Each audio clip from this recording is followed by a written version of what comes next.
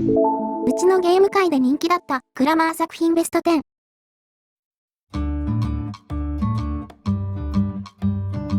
あかりです。ずんだもんなのだ。今回は番外編としてうちのゲーム界で人気だったウォルフガング・クラマー先生の作品を10個ご紹介します。うちのチャンネル名物のネタの夏枯れなのだ。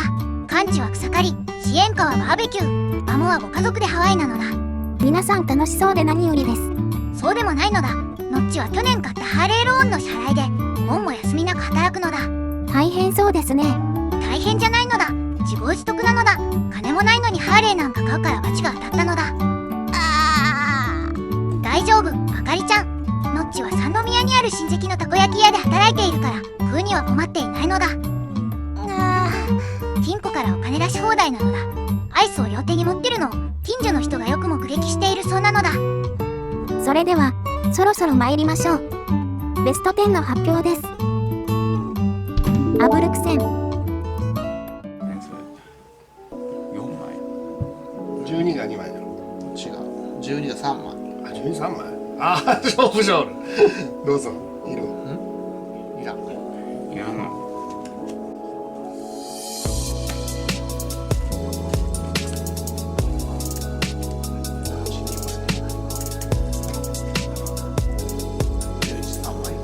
あれもなった3枚いや4枚に見えるんで3枚です3枚お互いに言い合うよ。アブルクセンは直接攻撃ができるカードゲームとして有名です。ルールは誰でも簡単ですぐに遊ぶことができます。戦略の幅が広いゲームで攻撃まで手札を増やすこととゲーム終了を意識しながら攻撃のタイミングを測るバランスがプレイヤーに求められます。ノッチはこのカードゲームをめちゃくちゃ気に入っていていろんな人に勧めているのだ。これを見ている視聴者の人で攻撃できるカードゲームをお探しの人はぜひ遊んでみてほしいのだ。アルカザール。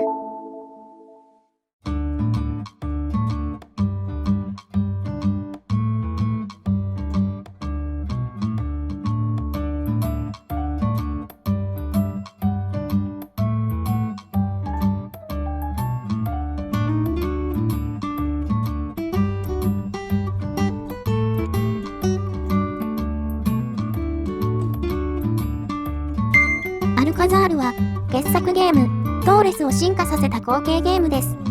トーレス同様ブロックを積み上げ高さを競う立体陣取りゲームですが橋の登場で一味違うテイストに仕上がっています。かつては繰り返し遊んだ傑作ゲームなのだ。ビッグボスもついてくるのでアルカザール好きは2度楽しめるのだ。8円だ。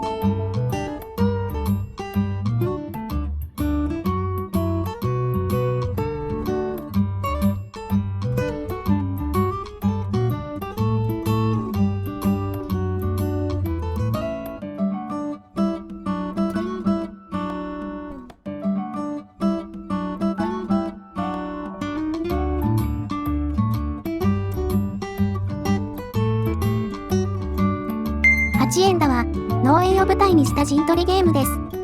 家畜と土地タイルを市場につなげていきます。勝ち筋が何通りもあるためリプレイ性に優れています。ゲームボードは両面仕様でプレイ感が全く違っているため続けて裏面もプレイすることをお勧めします。慣れるまで少し癖のあるゲームですが1回ゲームを通して遊ぶともう1回遊びたくなる中毒性もあります。バリアントルールが2つあるので手だれゲーマーはやり込むともっと楽しくなるのだ。中世の商人。4な。1234。到着。到着。あー、ごめん。100。倒してる。どうぞ。誰が払うかとかを。好きな方向じゃけん、300だけくるっと回して300です。400。もっと使わそう。もっといくか、500いくか。な、500。 1000いってさいや、人に言うんだったら自分が言うとき500。500。いやまだ1000まだ1000言いよるところなんだっけ。 500です。やっぱり1000言ってもいいかったね。払いとね糸引こうとしよう。こうやって操っちゃう。どうぞ。マリオネットに、まあ500ぐらいの価値はあるよ。いらないです。 600？ せーの。うわ2800食べました。一人1000円だな。あ、全部で1個さっきと逆襲じゃん。ちょっと下げて。再現。こうやって出発しよ中世の商人は、うちのゲーム界では、絶大な人気を誇る交渉ゲームです。ドイツゲームのシステムがこれでもかと、てんこ盛りになっているため、楽しくないはずがありません。お金が全てのゲームです。最終的に、チームをお金で買うという浅ましい行為を楽しめるゲーマーにとって、このゲームは天国かもしれません。札束で人の方を張るなんてことはなかなかできないことだけど、このゲームではやらなければやられる世界、もちろん平和的交渉もできるから、自分のアキンドスタイルを磨いてほしいのだ。 3000欲しいってことや。メキシカ。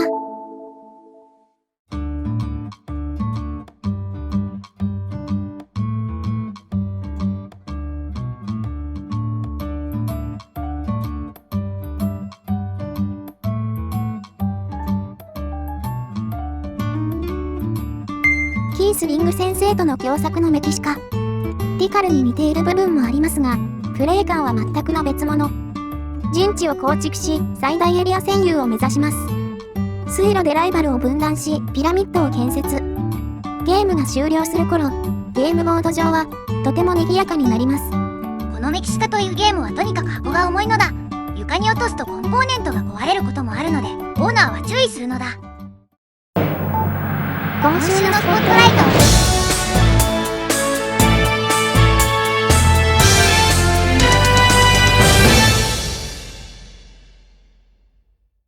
今回のスポットライトは何でしょうか。スカル&ローゼズなのだ。うちのチャンネルで一番視聴回数が低いゲームなんですが、簡単なのだ。ニコイチにすればいいのだ。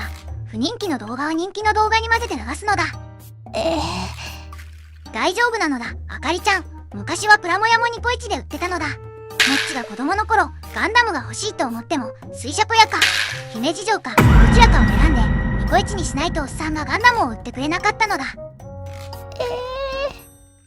気弱な森岡くんは、おっさんにギャンのセットを売りつけられて泣いていたのだ。この話には続きがあって、森岡くんはガンダムもないと言われ、おっさんに土台をつかまされてしまっていたのだ。結局欲しくもないものを2個も買ってしまったのだ。ガキは騙されるために存在するのだ。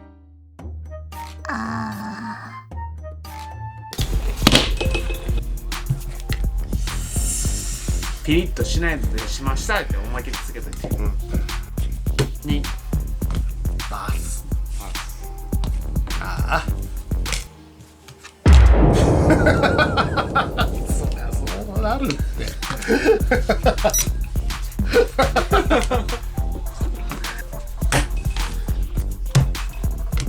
1、2。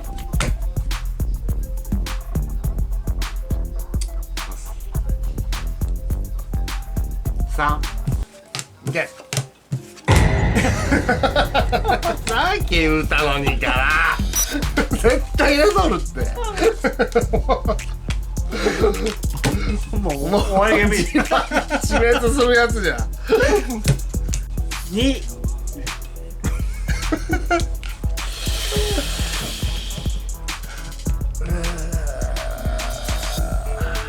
3。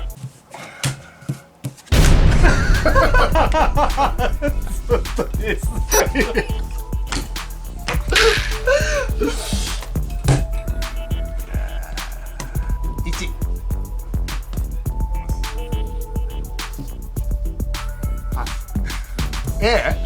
正解です。勝つぞこれおい。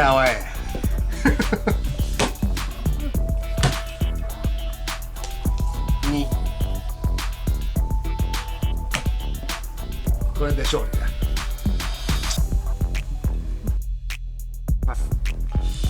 入ってねえだろ。入ってねえだろ。終わりです。どうこんな最近は面白いゲームがないと言い続けてきた馬が出してきたスカル&ローゼズ。勝つ気でいたのに返り討ちにあってしまったのだ。それでは、そろそろベスト10の続きに戻りましょうか。リカル、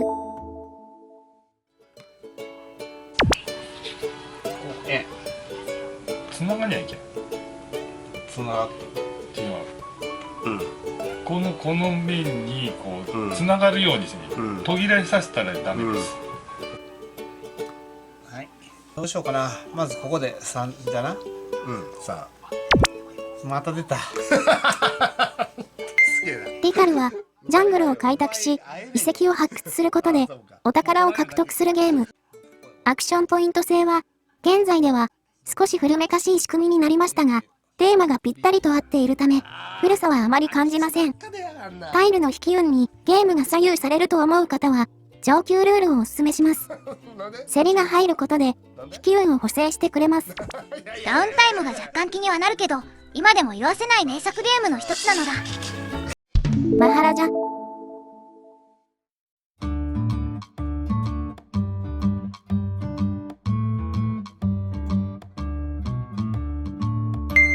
マハラジャは、コードディスクがあるため、エルグランデと似ているような気がしますが、そんな気がするだけのようです。キャラクターを選んで特権を行使するゲームは、どこかプエルトリコにも似て、クラマー&キースリング先生の意気込みが伺えるようです。とにかく、ドイツゲームのいいとこ取りという意味で、うちではゲーマーズゲームとして認定。名作ゲームの一つとして遊んでいます。うちのゲーム界では過去に繰り返し遊んだ傑作ゲーム、後半ゼロになるとガモガを暴れして違う意味でも伝説になったゲームでもあるのだ。ドーレス、カード使う。出たどこでもいけるやつ斜めにいける。うわこれただでいけるんだろこれ。テープした1、2、3だろ、じゃああと2回切れるんだろ。ける1、2、この法則に従って1、2、以上。うわーすげえ終わりかドーレスは、高さと面積が得点になる立体陣取りゲームです。アクションカードの効果が強いので、できるだけ把握した方が、有利にゲームを進められます。立体の積み木を積んでいく楽しさは、デジタルゲームにはない楽しさがあります。カードの引き運が強いと思った人はバリアントルールがおすすめなのだ。パリス、